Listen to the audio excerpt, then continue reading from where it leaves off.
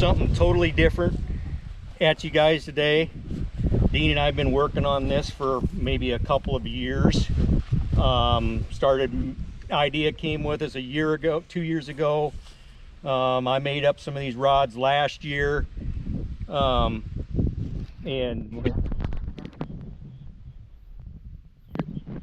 the TS85.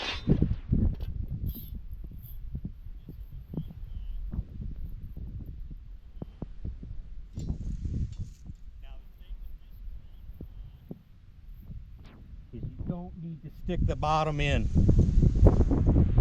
If they can slide, we're going to double stake this top so that this rod can't spin.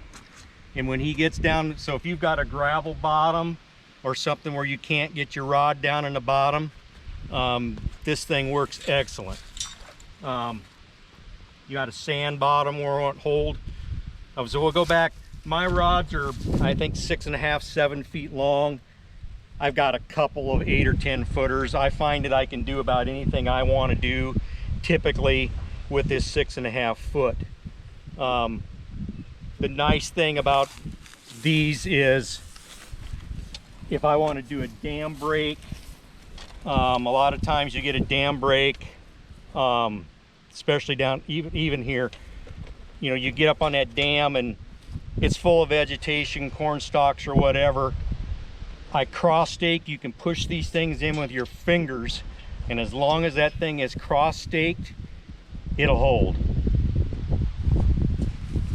I'm gonna say TS85. I'm gonna guess there's 4 to 5 pounds of pan tension on it. I run them laminated, and I started doing that after having a couple different tows at a couple different times. But typically these things don't toe catch. If you go 4 or 5 pounds of tension, he's going to be buried into the hock. This is a back foot trap. If you front foot a beaver and you get him by the wrist, he's probably going to be gone. This is a back foot trap. So we're going to set deep. But it does not matter if that bottom is stuck in, okay? Typically down there, if I'm going off the face of a dam, which these are usually my second go around when I go into, so you know, I'm not trapping, I'm fur trapping down there, but I'm not. I'm also trying to catch the problem beaver for the farmer. I have a specific roll of order that I put beaver traps in, and my first go-to is typically 330s in any blind set that I can find. The crossovers or any channels, I'm going to dump 330s in them. The TS85s are my go-to, typically my last go-to when I'm probably going to be doing a dam break to mop up to catch that 1 or 2 stragglers. I'll also use them for castor mound sets, especially up here in the spring. I'll do some castor mounds down there if that's what it dictates, is that over a 330. So all you do,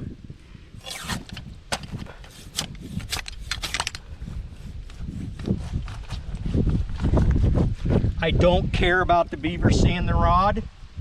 A lot of times when I have a little more substantial bank here, I will use that rod for my lower guide. It'll be sticking out enough that when he comes in, that's going to be a guide. He doesn't know that it's a rod, not a stick.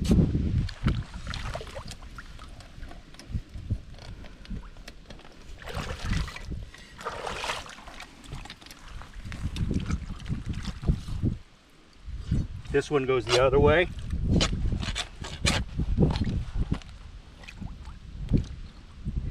Now, if I've really got a dam on the top that they really went in easy, then I double stake that.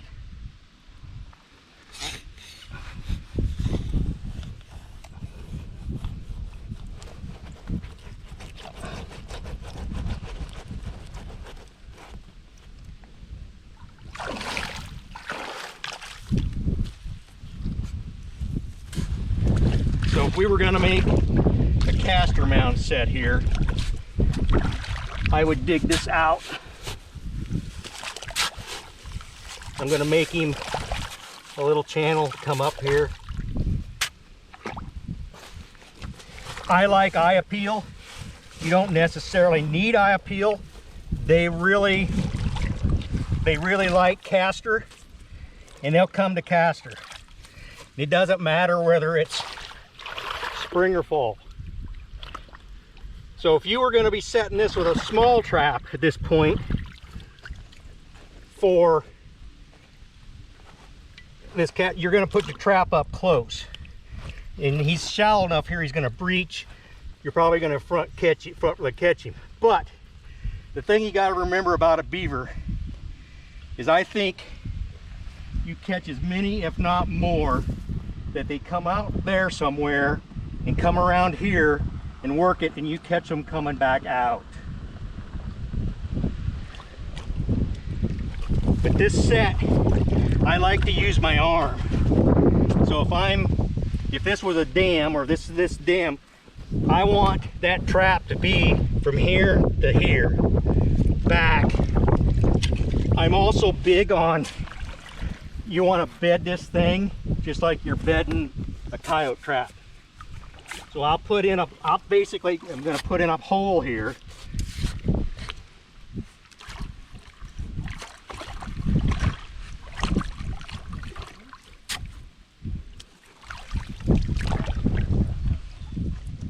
I don't worry about offsetting. I just make sure this thing's bedded. And we'll let that clear off. I don't have a problem with guiding either, but this wouldn't necessarily need it. But you could have a stick here, a stick here. So that's going to be your castor, your basically castor mount set.